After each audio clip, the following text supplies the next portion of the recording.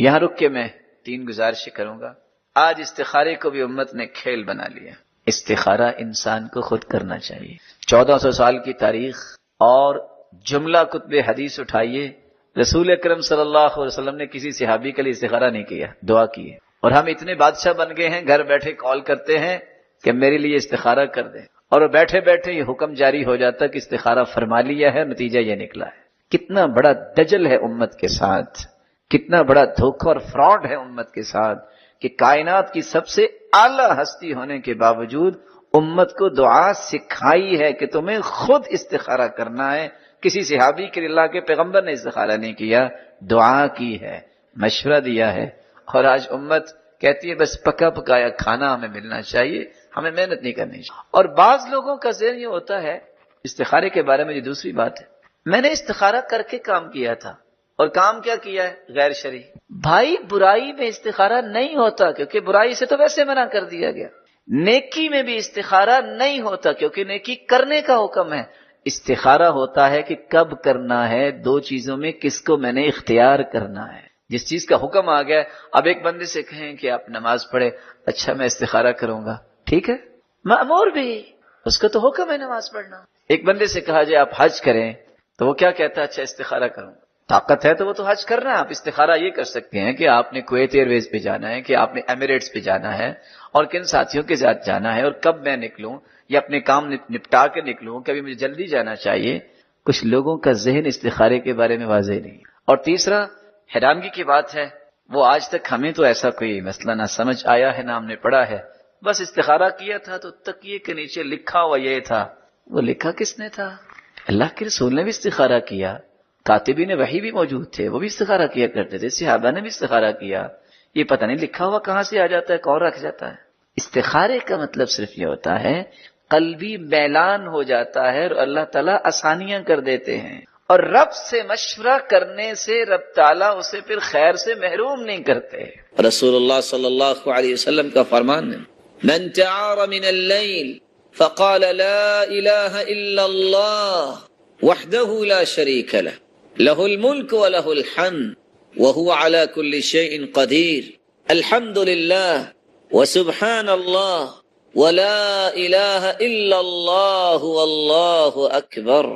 جو رات کی تاریکی میں بیدار ہوتا ہے اور یہ کہہ دیتا ہے لا الہ الا اللہ وحدہ لا شریک لہ لہ الملک ولہ الحمد وہو علی کل شیء قدیر الحمد للہ وسبحان اللہ ولا الہ الا اللہ واللہ اکبر، یہ کلمات کہہ دیتا ہے، اور پھر یہ کہتا ہے اللہم اغفر لی، اے اللہ میرے گناہوں کو معاف فرما دے۔ او دعا، یہ دعا کرتا ہے جو وہ چاہتا ہے، استجیب لہ، اس کی دعا کو قبول کر لیا جاتا ہے۔ اور دوسری روایت کے لفظ ہے فَإِن تَوَضَّأَ قُبِلَ صَلَاتُهُ، اگر وہ وضو کر کے نماز پڑھتا ہے، جو بھی نماز پڑھتا ہے وہ اللہ کے ہاں قبول ہو جاتی ہے۔ سب سے پہلا اصول جس کی آج تک مسلمانوں کو سمجھ آنی چاہیے تھی، جو آنے کے لیے کوشش بھی نہیں کرتا کہ سمجھ مجھے آ جائے۔ قرآن مجید نے 3 آیات نازل کی ہیں، اور 3 آیات میں سکون کا لفظ بولا ہے، اور چوتھے لفظ میں طمأنینت اور اطمینان کا لفظ بولا ہے۔ تو میں کسی گھر کے سکون اور خوشی کو اگر کھڑا کرنا چاہتا ہوں تو اس کے 4 پلرز ہیں۔ پہلا، فالق الإصباح وجعل الليل سكنا والشمس والقمر حسبانا ذلك تقدير العزيز العليم۔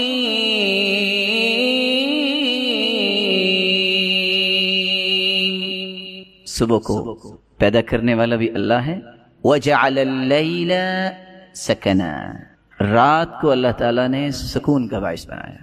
اور دوسری جگہ فرمایا وَجَعَلَ لَكُم مِّن بُيُوتِكُمْ اللَّهُ الَّذِي جَعَلَ لَكُم مِّن بُيُوتِكُمْ سَكَنًا، اللہ تعالیٰ وہ ہے جس نے تمہارے گھروں کو سکون بنایا ہے۔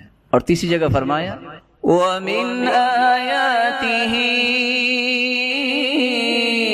أن خلق لكم من أنفسكم أزواجا لتسكنوا إليها وجعل بينكم مودة ورحمة إن في ذلك لآيات لقوم يتفكرون. اللہ تعالیٰ کی ویسے تو بہت ساری نشانیاں ہیں، ان نشانیوں میں ایک نشانی یہ بھی ہے کہ اللہ تعالیٰ نے تمہیں اپنے نبی کے ذریعے پیغام دیا کہ نکاح کرو، یہ سنت ہے، اور تمہاری بیوی کو تمہارے لیے سکون کا باعث بنایا. اور چوتھی آیت اللہ رب العزت فرماتے ہیں الذین آمنوا وتطمئن قلوبهم بذکر اللہ الا بذکر اللہ تطمئن القلوب. ایمان والوں کا اللہ تعالیٰ نے اطمینان اور سکون رکھا ہے تو اپنے ذکر میں رکھا ہے.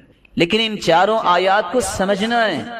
جو شخص یہ کہتا ہے کہ مجھے خوشی ملے، سکون ملے، اور اس کا گھر اب اس کے لیے باعث سکون نہیں، دنیا کے کسی کونے میں اسے سکون نہیں ملے گا. جو شخص سکون اور خوشی کا متلاشی ہے، اس کے لیے اس کی گھر والی اور گھر والی کے لیے اس کا گھر والا خوشی اور سکون کا باعث نہیں، اس کو دنیا میں کہیں بھی خوشی نہیں ملے. جو شخص فطرت کے بنائے ہوئے اصول رات کے اندر سکون نہیں حاصل کرتا، وہ دن کے اندر بھی سکون حاصل نہیں کر سکے گا. لیکن میں کیا کہنا چاہتا ہوں، کامل خوشی اور کامل سکون اس شخص کو حاصل ہوتا ہے جو رات گزارے اپنی بیوی کے ساتھ اپنے گھر میں، اور اللہ کا ذکر اور شکر اس کی عادت ہو. کائنات میں سب سے پرسکون اور خوشیوں کو اپنے دامن میں جمع کرنے والا یہی شخص ہے. جو شخص کہے، آپ دیکھ لیں دنیا کے بڑے بڑے ہوٹلز پہ چلے جائیں، جو گھر میں آپ کو سکون اور خوشی ہے وہ وہاں نہیں ہو سکتی. آپ دن کو 4 گھنٹے سو لیں، جو رات کی نیند میں لذت اللہ نے رکھی ہے، وَجَعَلْنَا اللَّيْلَ لِبَاسًا، اللہ تعالیٰ نے اس کو لباس بنایا ہے، وہ دن کی نیند میں نہیں ہے. دنیا جہان کے لوگ آپ کو سلیوٹ کرنے والے ہوں، لیکن جو دل کی اتھا گہرائیوں سے محبت، احترام، اکرام آپ کو دے سکتی ہے تو آپ کی بیوی دے سکتی ہے. اسی طرح عورت کو خامن دے سکتا ہے، اور دنیا کے اندر کوئی اس کو وہ اکرام اور کوئی اس کو محبت نہیں دے سکتا. اس لیے رسول اللہ صلی اللہ علیہ وسلم نے اس اصول کے بعد زندگی کو خوبصورت بنانے کے لیے اصول دیے جس سے سکون اور خوشی آئے گی. اور شریعت کی یہی خوبصورتی ہے، وہ صرف مرد کے حقوق کو لوگوں کے سامنے نہیں رکھتا کہ بس مرد حقوق مانگنے پہ لگے رہیں. وہ مرد کے بھی حقوق اور اس کے ساتھ ساتھ انما النساء شقائق الرجال، عورتوں کا بھی معاشرے میں ایک حصہ ہے. اور یہ سائیکل کے 2 ٹائر ہیں، ایک ٹائر پہ یہ گاڑی نہیں چل سکتی. اس طرح مرد کے حقوق ہیں، اس طرح عورت کے بھی حقوق ہیں. تو ہم چاہیں گے کہ دونوں کو کمپیریٹیولی موازنہ کرتے ہوئے ہم چند اصول پیش کریں. پہلا اصول، خامد کی ذمہ داری یہ ہے، چونکہ وہ قوام ہے، وہ ذمہ دار ہے، گھر اس نے بنایا ہے، کہ وہ اپنی بیوی کی تعلیم، دینی معاملات، تربیت، گھر کے اندر دینی ماحول پیدا کرے. رسول اللہ صلی اللہ علیہ وسلم اکیلے تہجد نہیں پڑھتے تھے. آپ تہجد کے لیے اٹھتے اور آواز دیتے، قومی یا عائشہ، قومی یا عائشہ فاوتری، عائشہ تم بھی اٹھو، تم بھی تہجد پڑھو. آپ آواز دیتے، ایقظوا صواحب الحجرات، ان حجروں والیوں کو اٹھاؤ، لکھی یصلین، یہ بھی تہجد پڑھیں. رب کاسیۃ فی الدنیا عاریۃ فی الآخرہ، کتنی عورتیں لباس پہننے والی ہوں گی. کن کے بارے میں کہا؟ ان امہات المؤمنین کو اٹھائیے، یہ تہجد پڑھیں. کتنی عورتیں دنیا میں لباس پہنیں گی لیکن قیامت کو محروم کر دی جائیں گی. نعمتیں اللہ نے دی ہیں تو اس کا شکر ادا کرنا ضروری ہے.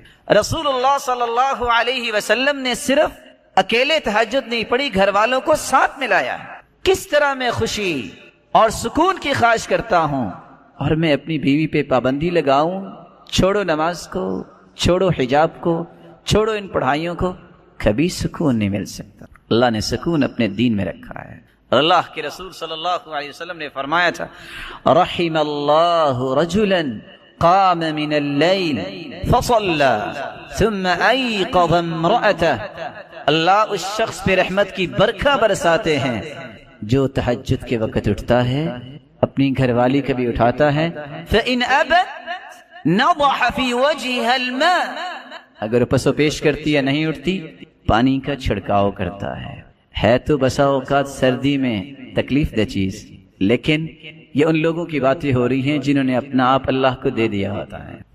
وَرَحِمَ اللَّهُ امْرَأَةً قَامَتْ مِنَ اللَّيْلِ فَصَلَّتْ وَأَيْقَظَتْ زَوْجَهَا فَإِنْ أَبَى نَضَحَتْ فِي وَجْهِهِ الْمَاء، اور اللہ اس عورت پہ بھی رحمت کی برکھا برسائے جو خود تہجد کے لیے اٹھتی ہے، اپنے خامند کو بھی اٹھاتی ہے، اگر وہ پسو پیش کرتا ہے پانی کا چھڑکاؤ کرتی ہے۔ لیکن جہاں میں ایک چھوٹی سی تنبیہ ادباً بیان کروں گا، یہ چیزیں پہلے بیٹھ کے سمجھ لینی چاہیے۔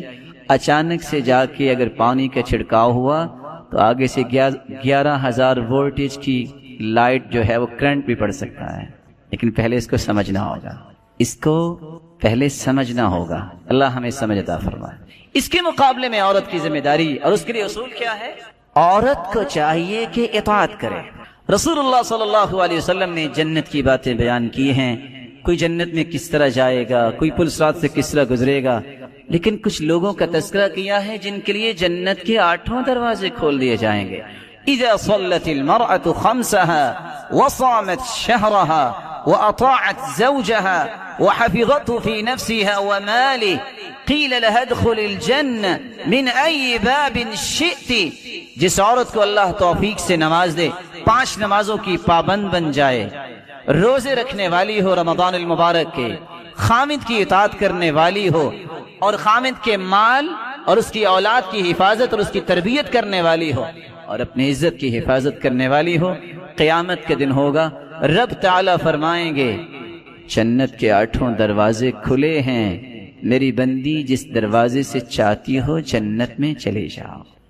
لیکن اگر یہ نماز نہیں، اگر دین نہیں، کبھی سکون اور خوشی کی خواہش نہ کرنا۔ اس لیے تو سلف صالحین کہا کرتے تھے انی لأعصی وارى اثره في اہلی ودابتی، گناہ مجھ سے ہوتا ہے، کمی اور کوتاہی میرے اندر ہوتی ہے، میں گھر جاتا ہوں، اس کی نحوست اور اس کے اثرات میری بیوی پہ بھی نظر آتے ہیں، میں سواری پہ بیٹھتا ہوں تو وہ بھی بدکنے لگ جاتی ہے، مجھے سمجھ آتی ہے کہ کوئی کمی مجھ سے ہوئی جس کے اثرات گھر والوں پہ اور سواری پہ نظر آ جائے۔ دوسرا اصول، مرد کی ذمہ داری یہ ہے کہ وہ گھر کے معاملات میں خرچ کرتے وقت کانسیپٹ یہ رکھے عبادت ہے، بہت بڑا اجر ہے، احسان نہیں، کیونکہ آپ نے جب نکاح کیا تو کہا تھا، ویسے تو آج کل مولانا صاحب کو لایا جاتا ہے کہ نکاح کے چند کلمے پڑھائے، ویسے نکاح تو یہی ہے کہ باپ کہہ دے کسی کو اوجبت علیک کہ میں اپنی بیٹی کی ذمہ داری آپ کے سر پہ رکھتا ہوں، وہ کہتا ہے قبل تو میں نے قبول کیا اور نکاح ہو گیا۔ رسول اللہ صلی اللہ علیہ وسلم کی 2 حدیثیں اگر امت کو سمجھ آ جائیں، دعویٰ نہیں، 30% ڈائیورس کے کیسز ختم ہو جائیں۔ پہلی روایت، ما اطعمت زوجتك فهو لك صدقة وما اطعمت ولدك فهو لك صدقة وما اطعمت خادمك فهو لك صدقة وما اطعمت نفسك فهو لك صدقة، تم جو اپنی اہلیہ کی جائز ضرورت کے لیے خرچ کرتے ہو، جو تم بچوں کی پرورش پہ خرچ کرتے ہو، بھلے وہ لالی پاپ سے لے کے اس کو گاڑی لے کر دیتے ہو کہ میرا بیٹا پڑھے گا، تم اپنے خادم کی تنخواہ اور مشاہرے پہ خرچ کرتے ہو، یا اپنے اوپر خرچ کرتے ہو کہ اللہ میں یہ کھانا اس لیے کھا رہا ہوں طاقت ملے گی دین کی اور خدمت کروں گا، مسلمانوں کے لیے اور خیر خواہی کے پہلو پیش کروں گا، ان 4 مدات میں ملینز اور بلینز آپ نے خرچ کیے، قیامت کے دن جب یہ رجسٹر کھلیں گے، حدیث میں آتا ہے 99 رجسٹر انسان کے حسابات کے کھلیں گے، ان رجسٹروں میں یہ بھی لکھا ہوگا کہ ان 4 مدات میں جو بلینز خرچ ہوئے ہیں اس سارے کا سارا صدقہ لکھا ہوگا۔ اور دوسری روایت صحیح مسلم کی روایت ہے، آج ہمارے پاس سوالات آتے ہیں، فتویٰ آتا ہے، کیا کریں؟ وجہ کیا؟ بس یہ کیا کریں، گھر کے اخراجات ہی پورا نہیں کرتا۔ رسول اللہ صلی اللہ علیہ وسلم نے فرمایا دینار انفقته فی سبیل اللہ ودینار تصدقت به على مسکین ودینار انفقته فی رقبہ ودینار انفقته على اہلک. 4 دیناروں کا تذکرہ کیا. ایک اللہ کی راہ میں تم دینار دیتے ہو, ایک مسکین پہ خرچ کرتے ہو, ایک گردن آزاد کرنے کے لیے خرچ کرتے ہو. بھلا یہ چھوٹے پرپس ہے؟ مسکین پہ خرچ کرو گے دل نرم ہوگا. قیامت کو یتیم کی کفارت کرنے والا اللہ کے رسول کے ساتھ اس طرح ہوگا. گردن آزاد کرنا کوئی معمولی کام ہے, اللہ کی راہ میں دینا کوئی معمولی کام ہے. اور چوتھا دینار بیوی پہ خرچ کرنا. حدیث کیا کہتی ہے؟ اعظم اجرا الذي انفقته على اهلك. جب قیامت کے دن ان 4 دینار کا فائدہ نتیجہ سامنے آئے گا تو سب سے زیادہ اجر اس دینار کا لکھا ہوگا جو تم نے اپنی بیوی پہ خرچ کیا. اگر یہ 2 حدیثیں مسلمان مردوں کو یاد ہو جائے تو ان کے گھروں میں بہت سارا سکون اور خوشی جمع ہو سکتی ہے. اس کے مقابلے میں عورت کو کیا کرنا چاہیے؟ عورت کی ذمہ داری ہے کہ جب وہ اپنے معاملات کو عبادت سمجھ کے کر رہا ہے یہ اس کی خدمت میں کمی نہ کرے. رسول اللہ صلی اللہ علیہ وسلم کے پاس حسین ابن محسن کی پھپھو تشریف لاتی ہیں اور آ کے سوالات کرتی ہیں. آپ صلی اللہ علیہ وسلم نے سوال کیا اذات زوج انت؟ شادی شدہ ہو؟ قالت نعم, جی ہاں. قال این انت منہ؟ اپنے خامن کی خدمت کیسے کرتی ہو؟ تو صحابی نے جواب دیا ما آلوہ الا ما عجزت عنہ. میں نے آج تک اس کی خدمت میں کمی نہیں کی. میں عاجز تو آ جاتی ہوں لیکن خدمت میں کبھی کمی نہیں کرتی. کائنات میں سب سے مہنگی بیٹی سیدہ فاطمہ رضی اللہ عنہا وارضاہا, اللہ کی رسول نے زندگی کے کس طرح ایٹیکیٹس اور مینر سکھائے. جب وہ سیدنا علی رضی اللہ تعالی عنہ کے پاس گئیں, شادی ہوئی تو کیا کہتی ہیں؟ راوی کہتے ہیں فجرت بالرحا. میں اس حدیث کو مکمل کر کے بات کو ختم کرنا چاہوں گا. آٹا پیسنے کے لیے چکی خود چلاتے ہیں حتی اثرت بیدہا, حتی کہ ہاتھوں پہ نشان بن گئے. آج کیا ہوتا ہے؟ فلاں کے ابا آج آٹا نہیں ہے, ایک کی بجائے 10 بوریاں گھر میں آ جاتی ہیں, پھر بھی نہ شکری ہوتی ہے. واستقت بالقرب, گھر میں پانی کا بندوبست نہیں, مسکیزہ اٹھاتی, چشمے سے پانی بھرتی, اپنی کمر پہ اپنے کندھے پہ اٹھا کے لاتی. حتی اثرت بنحرہا, کندھے پہ نشان بن گئے. آج اللہ تعالیٰ کی نعمتیں دیکھیے. جس گھر میں جس کمرے میں جائیے ہاٹ اینڈ کولڈ 2 سسٹم, پھر بھی اللہ کا شکر نہیں. وقمنت البیت, گھر کی صفائی خود کرتی. حتی غبرت ثیابها, لباس گرد آلود ہو جاتا. واوقدت القدر, ہنڈیاں خود پکاتی. حتی دکنت ثیابها, اس وقت تو یہ گیس, یہ اوون اور نہ جانے کیا کیا سلسلے آ گئے نہیں تھے. کس طرح وہ پکاتی ہوں گی؟ دھوئیں کی وجہ سے لباس متاثر ہو جاتا. زوجین نے مشورہ کیا کہ اللہ کے رسول صلی اللہ علیہ وسلم کے پاس غلام بھی آئے ہیں, لونڈیاں بھی آئی ہیں, چلو گزارش کرتے ہیں جہاں بقیہ مسلمانوں کو غلام اور لونڈی دی گئی ہے ہمیں بھی دے دیں, ہمارے گھر کے بھی معاملات آسان ہو جائیں. سیدہ عائشہ طاہرہ مطہرہ رضی اللہ عنہا کے پاس پہنچے. اللہ کے رسول صلی اللہ علیہ وسلم گھر میں نہیں تھے. قصہ بیان کیا, واپس آ گئے. جب اللہ کے رسول صلی اللہ علیہ وسلم تشریف لائے فوراً اپنی بیٹی کے گھر آئے. غلام لے کے اور لونڈی لے کے نہیں آئے. کیا کہا؟ الا ادلکما علی خیر مما سألتما, بیٹا جو تم نے طلب کیا ہے میں اس سے اچھی بات نہ آپ کو بتا دوں؟ کہا کیوں نہیں؟ اذا اخذتما مضاجعکما فسبح 33 واحمد 33 وكبر 34 فذلكما خير لكما من خادم. جب کام کر کے تھک جاؤ بستر کی طرف جاؤ تو 33 مرتبہ سبحان اللہ کہہ دینا, 33 مرتبہ الحمدللہ کہہ دینا, 34 مرتبہ اللہ اکبر کہہ دینا. خادم کام تو کر سکے گا لیکن تمہارے جسم میں تر و تازگی تو نہیں آئے گی. یہ تم پڑھ کے سو جاؤ گے, تھکاوٹ بھی دور ہو جائے گی اور جسم دوبارہ سے تر و تازہ بھی ہو جائے گا. اور اس کا ایک اور فائدہ جو دوسری حدیث میں ہے, من سبح اللہ 33 وحمد اللہ 33 وکبر اللہ 33, جو 33 مرتبہ سبحان اللہ کہتا ہے, 33 مرتبہ الحمدللہ کہتا ہے, 33 مرتبہ اللہ اکبر کہتا ہے اور 100 کا عدد پورا کرنے کے لیے یہ کلمات کہتا ہے، لا الہ الا اللہ وحدہ لا شریک لہ لہ الملک ولہ الحمد وہو علی کل شیء قدیر، 100 پورا ہو جاتا ہے، کفرت عنہ خطایاہ وان کانت مثل زبد البحر، سمندر کی جھاگ کے برابر بھی کسی کے گناہ ہوں تو اللہ رب العزت اس کے سارے گناہوں کو معاف کر دیتے۔ لیکن یہ کب سکون اور خوشی ملے گی؟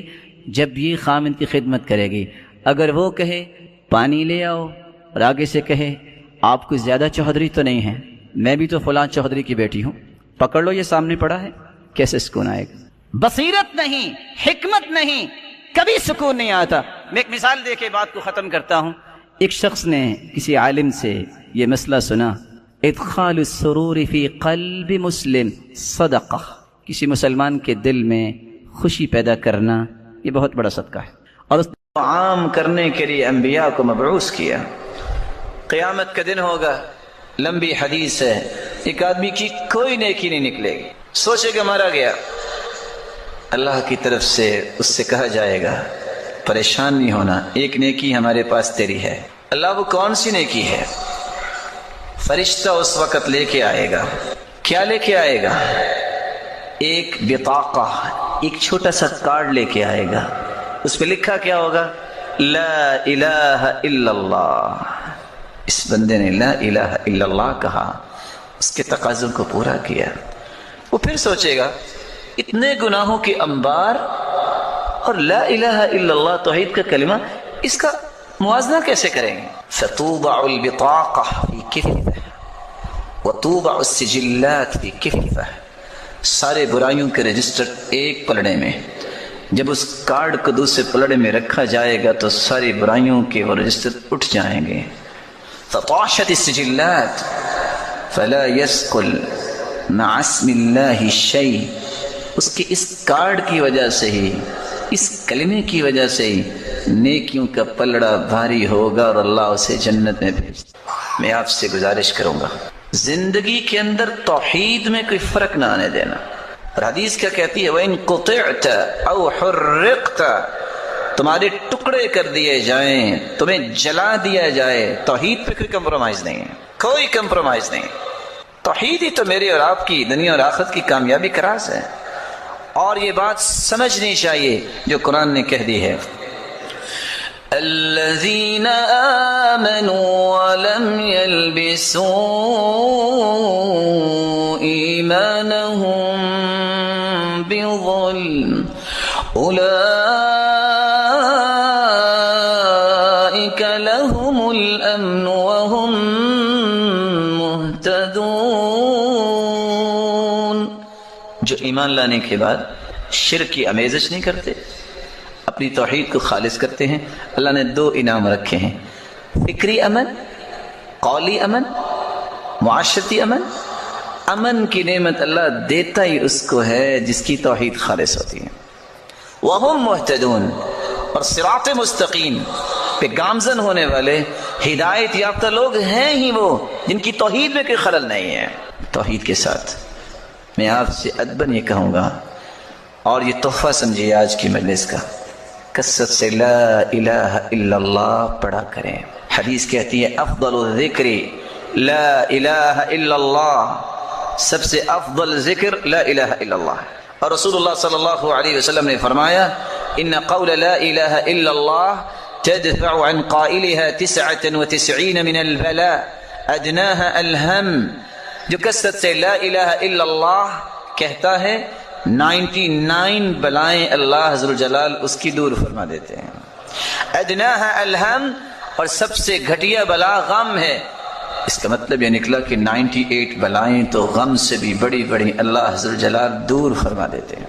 رسول اللہ صلی اللہ علیہ وسلم نے فرمایا من لازم الاستغفار جعل اللہ له من كل هم فرجا ومن كل ضيق مخرجا ورزقه من حيث لا يحتسب، جو استغفار کو لازم پکڑتا ہے، اور دوسری روایت کے لفظ من اکثر الاستغفار، جو کثرت سے استغفار کرتا ہے، جعل اللہ له من كل هم فرجا، اس کی بخشش تو ہوگی قیامت کے دن، اللہ انعامات سے تو نوازیں گے، لیکن دنیا میں بھی اللہ رب العزت اس کے غم کو خوشی میں تبدیل فرما دیتے ہیں۔ وَمِن كُلِّ ضِيقٍ مَخْرَجًا، اور اس کی تنگی کو آسانی بنا دیتے ہیں۔ وَرَزَقَهُ مِنْ حَيْثُ لَا يَحْتَسِبُ، اور اللہ رب العزت وہاں سے اس کو رزق عطا کرتے ہیں دنیا میں جہاں سے اس کا گمان بھی نہیں ہو۔ اور قرآن مجید میں اللہ رب العزت اس لیے فرماتے ہیں، نوح علیہ السلام کی حکایت کرتے ہیں، فَقُلْتُ اسْتَغْفِرُوا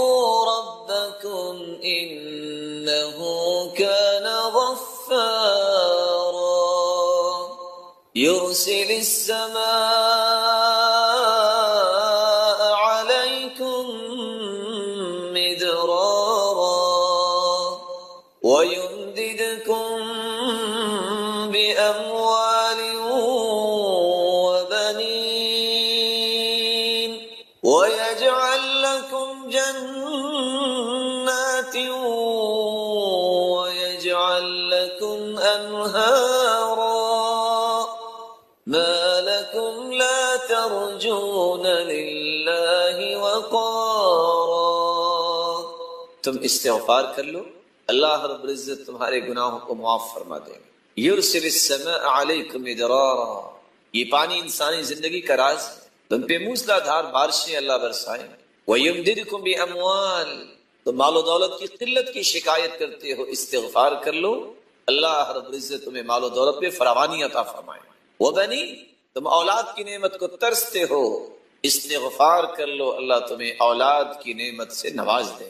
وَيَجْعَلْ لَكُمْ جَنَّاتٍ، تم پھلوں سے ترستے ہو، اللہ تمہیں باغات کا مالک بنا دے۔ وَيَجْعَلْ لَكُمْ أَنْهَارًا، تم پانی کی بوند بوند سے ترستے ہو، اللہ رب العزت تو تمہارے لیے نہریں جاری کر دے گے، نہروں کا بندوبست فرما دے۔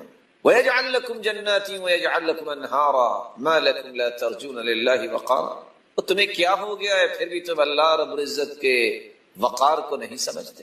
مَا لَكُمْ لَا تَرْجُونَ لِلَّهِ وَقَارًا۔ اور دوسری جگہ اللہ رب العزت فرماتے ہیں، وَأَنِ اسْتَغْفِرُوا رَبَّكُمْ ثُمَّ تُوبُوا إِلَيْهِ يُمَتِّعْكُمْ مَتَاعًا حَسَنًا إِلَىٰ أَجَلٍ مُّسَمًّى، استغفار تم کر لو، جب تک زندہ رہو گے اللہ تمہیں سکون اور وقار کی زندگی نصیب فرما دے۔ استغفار کا فائدہ آخرت میں تو ہے لیکن دنیا بھی سنورتی۔ اور تیسری جگہ اللہ رب العزت فرماتے ہیں، وَيَا قَوْمِ اسْتَغْفِرُوا رَبَّكُمْ ثُمَّ تُوبُوا إِلَيْهِ يُرْسِلِ السَّمَاءَ عَلَيْكُمْ مِدْرَارًا وَيَزِدْكُمْ قُوَّةً إِلَىٰ قُوَّتِكُمْ وَلَا تَتَوَلَّوْا مُجْرِمِينَ۔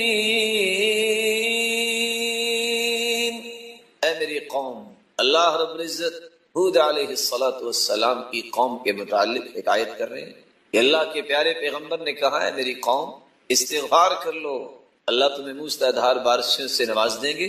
وَيَزِدْكُمْ قُوَّةً إِلَىٰ قُوَّتِكُمْ، تم اگر کوئی کمزوری محسوس کرتے ہو تو تمہاری کمزوریوں کو اللہ قوتوں میں تبدیل فرما دیں گے۔ وَيَزِدْكُمْ قُوَّةً إِلَىٰ قُوَّةٍ، کسی کے پاس مالی کمزوری ہے، خاندانی کمزوری ہے، ملی کمزوری ہے، ان تمام کمزوریوں کو اللہ رب العزت قوتوں میں تبدیل فرما دیں گے۔ جب انسان استغفار کرتا ہے تو یہ اس کو انعام ملتا ہے، اور یہ انعام دنیا میں ہی ملتا ہے، آخرت تو بہتر ہوگی۔ اللہ رب العزت ہمیں عبادت کا مقصد سمجھنے کی توفیق عطا فرمائے اور یہ یقین کرنے کی توفیق عطا فرمائے کہ عبادت سے آخرت بھی بنتی ہے، اس سے دنیا بھی بنتی ہے۔ آپ صلی اللہ علیہ وآلہ وسلم نے سلام کے بعد بیٹھ کے ذکر کیا ہے۔ ان اذکار سے، ان دعاؤں سے فرار حاصل کرنا یہ اصل میں خسارے کا کام ہے، اور میری سمجھ سے ظاہر ہے کہ وہ بیچارے جن کو میں فکری مسکین ہی کہہ سکتا ہوں، اللہ تعالیٰ ان کے حال پہ رحم فرمائے، جو امت کو بجائے یہ ذکر سکھانے، یہ دعائیں سکھانے کے بعد، سلام پھیرنے کے بعد کچھ پڑھنے کی بجائے نہ جانے کیا پڑھتے ہیں، ہاتھ اٹھتے ہیں اللہم انت السلام و منک السلام و الیک یرجع السلام، فحیینا ربنا بالسلام کہہ کے چہرے پہ ہاتھ پھیر کے کہتے ہیں دعا بھی ہوگی، سب کچھ ہو کر لوگ چلے جاتے ہیں۔ جب تک بندہ اپنی جگہ پہ بیٹھ کے ذکر کرتا ہے اتنے فرشتے آسمانوں سے اترتے ہیں حتی یملأ ما بین السماء والارض، زمین اور آسمان کا خلا فرشتوں سے بھر جاتا ہے جو 3 دعائیں کرتے ہیں، یا اللہ اسے معاف کر دے، اس پہ رحمت فرما، اس کی توبہ کو قبول فرما۔ دیانت داری سے بتائیے ایک نماز بندہ پڑھے اپنی جگہ پہ بیٹھا ذکر کر رہا ہے جو اللہ کے رسول نے سکھائے ہیں، اگر اس کی بخشش ہو جائے، اس میں رحمت کا نزول ہو جائے، اس کی توبہ قبول ہو جائے، تو اس سے بڑا بھی کہ دنیا میں خوش نصیب ہے۔ اس لیے میرے معزز، میرے محترم، ان دعاؤں کو یاد کیجیے، ان اذکار کو یاد کیجیے۔ سلام کہنے کے بعد ہمیں کیا کرنا چاہیے؟ رسول اللہ صلی اللہ علیہ وسلم کے صحابی عبداللہ ابن عباس رضی اللہ تعالیٰ عنہ سے نبی ہیں اور فرماتے ہیں كنا نعرف انقضاء صلاة النبی صلی اللہ علیہ وسلم بالتکبیر، جب نماز ختم ہوتی تو ہمیں پتہ چل جاتا۔ کیسے؟ صحابہ کرام کہتے اللہ اکبر۔ پتہ کیسے چلتا کہ نماز ختم ہو گئی ہے؟ سلام کہنے کے بعد اللہ اکبر الفاظ ہوتے ہیں، تکبیر۔ اللہ اکبر کہنے کے بعد رسول اللہ صلی اللہ علیہ وسلم جب سلام پھیرتے استغفر ثلاثا، 3 مرتبہ استغفر اللہ استغفر اللہ استغفر اللہ کہتے، وقال اور پھر یہ کہتے اللہم انت السلام ومنک السلام تبارکت یا ذا الجلال والاکرام۔ ان الفاظ کو بھی ادا کیا کرتے۔ رسول اللہ صلی اللہ علیہ وآلہ وسلم نے معاذ بن جبل کو یہ دعا بھی سکھائی جو بڑی ہی آسان اور بڑی ہی خوبصورت دعا ہے، اللہم اعنی علی ذکرک وشکرک وحسن عبادتک۔ یہ کتنی خوبصورت دعا ہے، اے اللہ میری مدد فرما، اعنی علی ذکرک میں تیرا ذکر کروں، وشکرک میں تیرا شکر ادا کروں، وحسن عبادتک اے اللہ میں تیری خوبصورت عبادت کروں، اس میں میری مدد فرما۔ اور مغیرہ بن شعبہ رضی اللہ تعالیٰ عنہ بیان کرتے ہیں اللہ کے رسول صلی اللہ علیہ وسلم نماز کے بعد یہ دعا بھی پڑھا کرتے، لا الہ الا اللہ وحدہ لا شریک لہ، لہ الملک ولہ الحمد وهو على كل شيء قدیر، اللهم لا مانع لما اعطیت ولا معطی لما منعت ولا ينفع ذا الجد منك الجد۔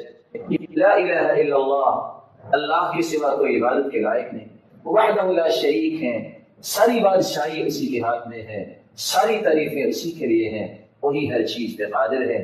اللہ جس سے تو روک لے کوئی دے نہیں سکتا، اللہ جس سے تو عطا کر دے اسے کوئی روک نہیں سکتا۔ اے اللہ تیری ہی بادشاہت ہے، الہ العالمین لا ينفع ذا الجد منك الجد، کوئی بڑے سے بڑا ہو اس کا بڑا ہونا کوئی فائدہ نہیں دے سکتا جب تک تیرا فیصلہ نہ ہو۔ ابو زبیر رضی اللہ تعالیٰ عنہ فرماتے ہیں ہر نماز کے بعد عبداللہ ابن زبیر رضی اللہ تعالیٰ عنہ سلام پھیرنے کے بعد یہ دعا پڑھا کرتے اور ساتھ یہ کہتے کہ اللہ کے رسول صلی اللہ علیہ وسلم بھی نماز کے بعد یہ دعا پڑھا کرتے تھے، لا الہ الا اللہ وحدہ لا شریک لہ، لہ الملک ولہ الحمد وهو على كل شيء قدیر، لا حول ولا قوة الا باللہ، لا الہ الا اللہ ولا نعبد الا اياه، له النعمة وله الفضل وله الثناء الحسن، لا الہ الا اللہ مخلصین له الدین ولو کرہ الکافرون۔ جناب ابو امامہ رضی اللہ تعالی عنہ سے روایت ہے رسول اللہ صلی اللہ علیہ وسلم نے فرمایا جو فرض نماز کے بعد آیت الکرسی پڑھ لیتا ہے اس کے اور جنت کے درمیان صرف موت کا پردہ حائل ہے، تو آیت الکرسی بھی پڑھنی چاہیے۔ اور کعب بن عجرہ رضی اللہ تعالی عنہ روایت کرتے ہیں معقبات لا یخیب قائلہن، کچھ ایسے کلمات جن کے کہنے والا کبھی بھی اس کا نقصان نہیں ہوگا، اور وہ کون سے کلمات ہیں؟ ثلاث و ثلاثون تسبیحہ، 33 مرتبہ سبحان اللہ، و ثلاث و ثلاثون تحمیدہ، 33 مرتبہ الحمدللہ، و اربع و ثلاثون تکبیرہ، 34 مرتبہ اللہ اکبر۔ یہ کلمات جو کہہ دیتا ہے کبھی بھی وہ نقصان نہیں اٹھائے گا۔ اور دوسری روایت کے الفاظ ہیں اگر آپ 33 مرتبہ سبحان اللہ، 33 مرتبہ الحمدللہ، 33 مرتبہ اللہ اکبر کہیں، یہ ہو جائیں گے 99، اور 100 پورا کرتے وقت یہ کہیں لا الہ الا اللہ وحدہ لا شریک لہ، لہ الملک ولہ الحمد وہو علی کل شیء قدیر۔ صحیح مسلم کی روایت ہے 1351۔ تو جتنے بھی انسان کے گناہ ہوں گے اللہ ذو الجلال اس کو معاف فرما دیتے ہیں۔ آپ کبھی یہ کر سکتے ہیں اور کبھی یہ کر سکتے ہیں، اور تیسرا طریقہ بھی یہ ہے کہ آپ 10 مرتبہ سبحان اللہ، 10 مرتبہ الحمدللہ اور 10 مرتبہ اللہ اکبر بھی کہہ سکتے ہیں۔ براء بن عازب رضی اللہ تعالی عنہ روایت کرتے ہیں ہم اللہ کے رسول کے پیچھے نماز پڑھ رہے تھے، ہمارا یہ ذہن ہوتا تھا کہ ہم دائیں طرف بیٹھے کہ آپ کا چہرہ انور دائیں طرف پہلے سلام پھیرے گی تو نظر آئے گا، آپ صلی اللہ علیہ وسلم ہماری طرف متوجہ ہوں گے۔ میں نے سنا آپ نماز سے فارغ ہوئے تو آپ یہ دعا بھی کر رہے تھے، رب قنی عذابک یوم تبعث او تجمع عبادک، رب قنی عذابک، اے اللہ تو مجھے اپنے عذاب سے بچا، کب؟ یوم تبعث عبادک او تجمع عبادک، جب تو پوری کائنات کو اپنے پاس جمع کرے گا۔ یہ وہ دعائیں ہیں جو رسول اللہ صلی اللہ علیہ وسلم سلام کے بعد مانگا کرتے۔ ایک مسلمان جب قرآن مجید کی تلاوت کرے، جب قرآن مجید کو پڑھے، اس کے سامنے کون سے اہداف ہونے چاہیے، کون سے مقاصد ہونے چاہیے؟ بندہ مومن جس کو توفیق مل جائے کہ میں نے قرآن کو پڑھنا ہے، اسے چاہیے کہ 5 اہداف کو سامنے رکھے۔ سب سے پہلا ہدف قراءۃ القرآن بقصد العلم والمعرفہ، قرآن اس نظریے سے پڑھے کائنات میں سب سے بڑا علم قرآن کا علم، سب سے بڑی معرفت قرآن کی معرفت۔ سیدنا عبداللہ بن مسعود رضی اللہ تعالی عنہ وارضاہ اس لیے کہا کرتے تھے اذا اردتم العلم فانثروا هذا المصحف فإن فيه علم الاولین والآخرین۔ اذا اردتم العلم، اگر تمہارے اندر علم کی خواہش پیدا ہو جائے کہ میں نے علم سیکھنا ہے، مجھے معرفت و عرفان چاہیے، مجھے پہچان چاہیے، اگر تم زندگی کے حقائق کا ادراک کرنا چاہتے ہو تو اس قرآن کو کھول لیا کرو۔ فإن فيه علم الاولین والآخرین، اس قرآن کے اندر پہلی تمام الہامی کتابوں کا بھی علم ہے، والآخرین، اور قیامت تک آنے والی انسانیت کی ضروریات کا بھی علم ہے۔ یہی وجہ ہے مسروق ابن الاجدع کہا کرتے تھے ما نسأل اصحاب محمد صلی اللہ علیہ وسلم عن شيء الا وعلمهم في القرآن ولكن قصر علمنا منه۔ ہم جب بھی صحابہ کرام رضی اللہ عنہم وارضاہم سے کوئی سوال کرتے تو وہ جواب قرآن مجید سے دیتے، ولیکن قصر علمنا منه، آج ہمارا علم ناقص ہو گیا ہے اس لیے ہمیں قرآن سے جواب نہیں ملتا۔ رسول اللہ صلی اللہ علیہ وسلم کے صحابی ابو ہریرہ رضی اللہ تعالی عنہ اس لیے کہا کرتے تھے البیت الذی یتلی فیہ کتاب اللہ کیسر خیرہ، وہ گھر جس میں اللہ کی کتاب کی تلاوت کی جاتی ہے اس گھر کی خیر و برکت زیادہ ہو جاتی ہے۔ وحضرته الملائکہ، اور اس گھر میں اللہ کے نورانی فرشتے حاضر ہو جاتے ہیں۔ وخرجت منہ الشیاطین، اور شیاطین اس گھر سے بھاگ جاتے ہیں۔ والبیت الذی لا یتلی فیہ کتاب اللہ، اور وہ گھر جس گھر میں اللہ کے کلام کی تلاوت نہ ہو قل خیرہ ضاق بأہلہ، وہ گھر تنگی داماں کی شکایت کرتا ہے۔ وقل خیرہ، اور اس گھر کی خیر و برکت ختم ہو جاتی ہے۔ وحضرته الشیاطین، اور شیاطین اس گھر میں ڈیرے جما لیتے ہیں۔ وخرجت منہ الملائکہ، اور نورانی فرشتے اللہ کی رحمت کے فرشتے اس گھر سے چلے جاتے ہیں۔ اور رسول اللہ صلی اللہ علیہ وسلم پر قرآن نازل ہوا، اس میں واقعتاً سب سے بڑی علم معرفت ہے۔ آج ٹیکنالوجی کے نام پہ اپنے آپ کو مرعوب کرنے والے سوچیں، قرآن مجید نے تو اس کا بھی حکم دیا، قرآن مجید نے تو اس کی بھی حقیقت کھولی۔ وَأَنزَلْنَا الْحَدِيدَ فِيهِ بَأْسٌ شَدِيدٌ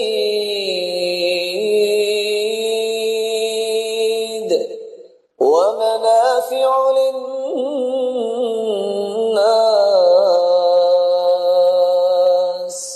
لوہے کو ہم نے اتارا ہے، اس میں پروفٹ بھی ہے اور پاور بھی ہے۔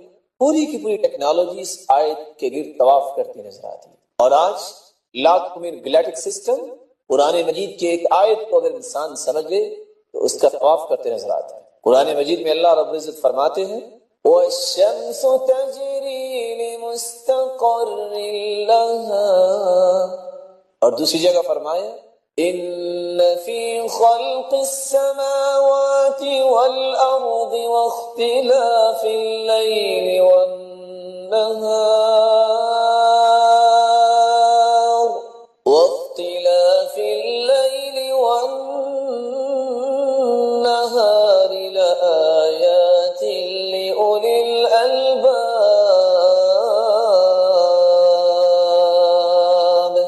یہ دن رات کی آمد و رفت میں نشانیاں اللہ نے رکھی ہے عقل والوں کے لیے۔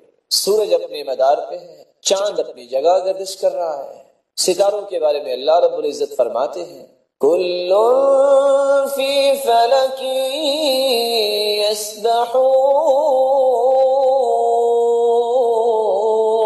یسبحون، ہر چیز کو جو اللہ نے نظام دے رکھا ہے اس نظام کے تحت وہ چل رہی ہے۔ اس لیے قرآن مجید کو پڑھتے وقت سب سے پہلا ہدف یہ ہونا چاہیے کہ مجھے سب سے بڑی معرفت اور علم مل جائے، اور سب سے بڑی معرفت اور علم یہ ہے کہ انسان اپنے خالق کو پہچانے کہ مجھے پیدا کس نے کیا، مجھے رزق کون دیتا ہے، میری زندگی کی تدبیر کون کرتا ہے، مجھے کل قیامت کے دن کس کے سامنے کھڑا ہونا ہے، مرنے کے بعد مجھ سے پوچھا جائے گا تو کس رب کے بارے میں پوچھا جائے گا۔ یہ علم ملتا ہے تو انسان کو قرآن سے ملتا ہے، یہ معرفت ملتی ہے تو قرآن پڑھنے سے ملتی ہے۔ قرآن مجید پڑھنے کا دوسرا ہدف قراءۃ القرآن بقصد الثواب والاجر، اس نیت سے قرآن پڑھا جائے کہ اس کے پڑھنے سے بہت بڑا اجر ملتا ہے، بہت بڑا ثواب ملتا ہے، انسان کے درجات بلند ہوتے ہیں اور انسان قیامت کے دن جنت کی پروازوں میں نظر آئے گا تو اس قرآن کی تلاوت کی وجہ سے۔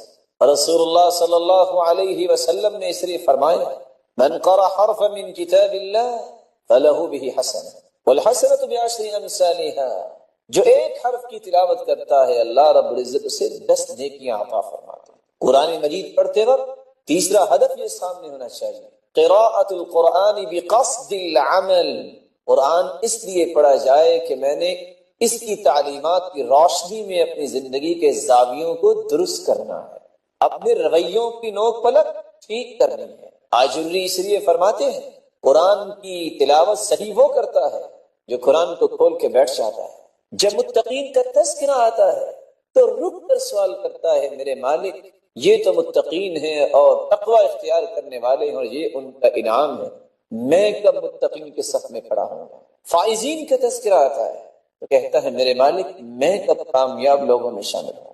صابرین کا تذکرہ آتا ہے تو رک کر سوال کرتا ہے متى اکون من الصابرین، متى اکون من المتقین، متى اکون من الفائزین، میں کب صبر کرنے والوں کے صف میں کھڑا ہوں گا۔ خواہش نفس کو کنٹرول کرنا اور اس کو توڑنے والوں کا تذکرہ آتا ہے تو کہتا ہے اے اللہ میں ان لوگوں کے صف میں کیسے آؤں گا جنہوں نے تیری رضا کے لیے سب کچھ چھوڑ دیا۔ رسول اللہ صلی اللہ علیہ وسلم نے تو اس قرآن کے ذریعے ہی تبدیلی پیدا کی، اور حسن بصری رحمۃ اللہ علیہ کہا کرتے تھے امر الناس ان يعملوا بالقرآن، لوگوں کو حکم دیا گیا کہ وہ قرآن پڑھیں اور قرآن پہ عمل کریں، فاتخذوا تلاوته عملا، انہوں نے اس کی تلاوت کو ہی عمل سمجھ لیا۔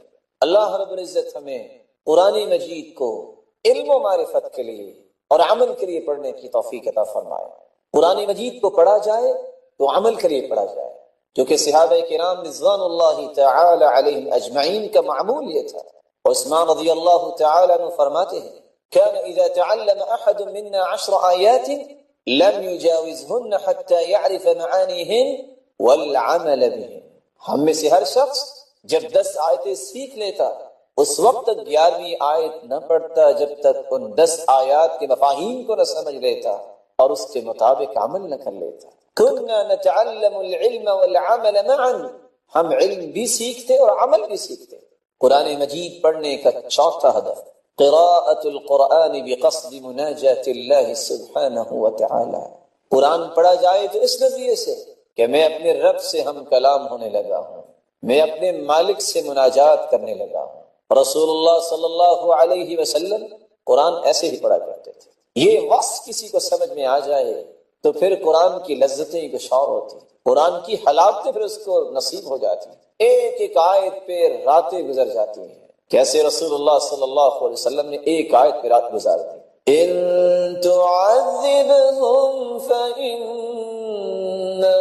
عبادك وإن تغفر لهم فإنك أنت العزيز الحكيم۔